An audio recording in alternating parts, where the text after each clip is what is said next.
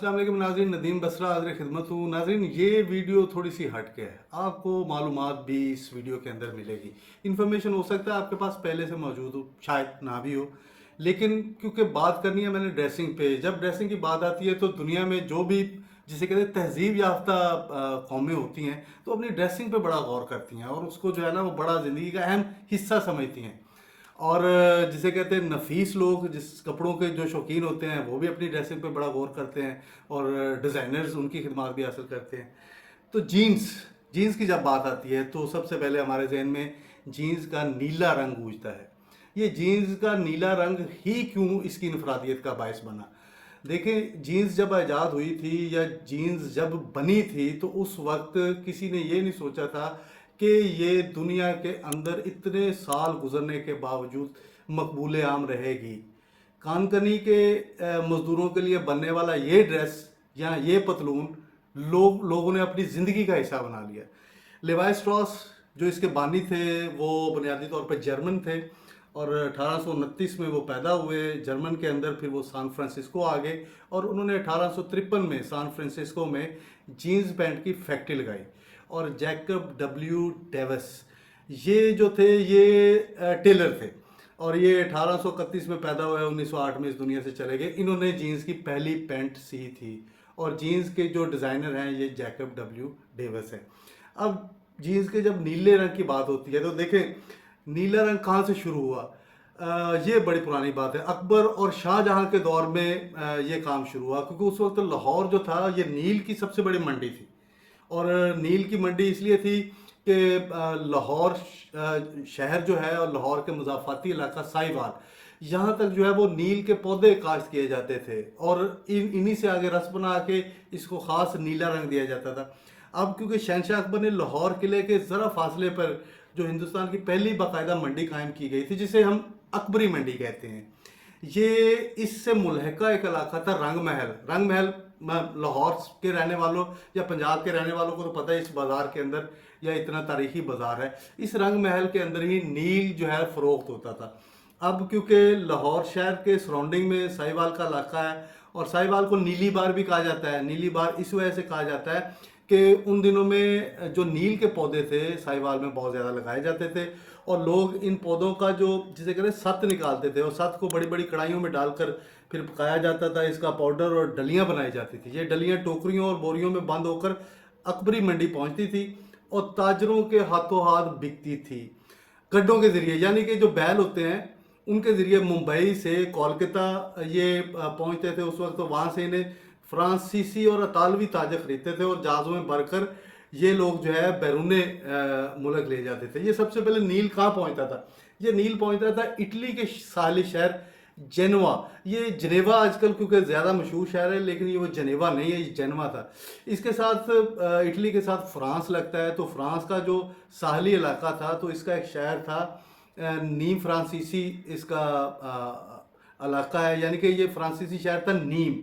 तो इटली और France, Italy का शहर था जेनेवा और फ्रांस का शहर था नीम, तो लिहाजा ये करीब करीब शहर थे। इसलिए ये शहर जिसे कहते हैं इसे जैसे जुड़वा शहर कहा जाता है पिंडी और इस्लामाबाद को, इन दोनों शहरों को भी डी नेम कहते थे। और डी नेम में क्योंकि खड्डियाँ थी नील यहाँ से पहुँचता था और इन खड्डियों पे जो है ना वो जिसे कहते हैं कि मोटा सूती कपड़ा बना करता था। ये कपड़ा जिसे लिखने वाले लिखते हैं कि सरज कहलाता था। सरज कपड़ा बनकर जनवा पहुँचता था और जनवा के जो अंग्रेज़ थे उस कपड़े पर लाहौर का नील चढ़ाते थे। कपड़ा नीला हो जाता था और वो नीला कपड़ा बाद दर्जियों के पास पहुंचता था। दर्जी इससे मजदूरों, मिस्त्रियों, फैक्ट्रियों के वर्कर्स के लिए पतलूने सीते थे। वो पतलूने बाद जनवा शहर में पहुंचती थी, क्योंकि जनवा शहर के करीब ही था सारी चीज़ें, तो इसलिए ये जनवा से बिगड़ता बिगड़ता जिसे कहते हैं उर्फ़े आम में जीन्स बन गया। और जो शहर था डीनेम वो फ्रांसीसी शहर था, दोनों करीब थे, तो लिहाजा जब जीन्स और डीनिम दोनों साथ मिले तो डेनम जिसे हम कहा जाता है, डेनम की पैंट जो कहा जाता है, तो ये भी इसी से बिगड़ता हुआ नाम बना है जो फ्रांसीसी और इटली के शहरों के नाम था। और फिर क्योंकि जब ये डेनम बन गया और ये फिर इकट्ठी जीन्स बनती रही तो जिसे कहते हैं कि जीन्स में 3 अनासर थे, एलिमेंट्स क्या थे? सबसे पहले डेनिम का कपड़ा था, जो जारी बात है कि उधर आपके जिनेवा शहर के अंदर होता था, मोटी सूती का कपड़ा खड्डियों में बनता था। उसके साथ था लाहौर का नील, ये यहाँ से जाता था। और दर्जी, जारी बात है, दर्जी जो स्टिचर थे इसके वो सीते थे।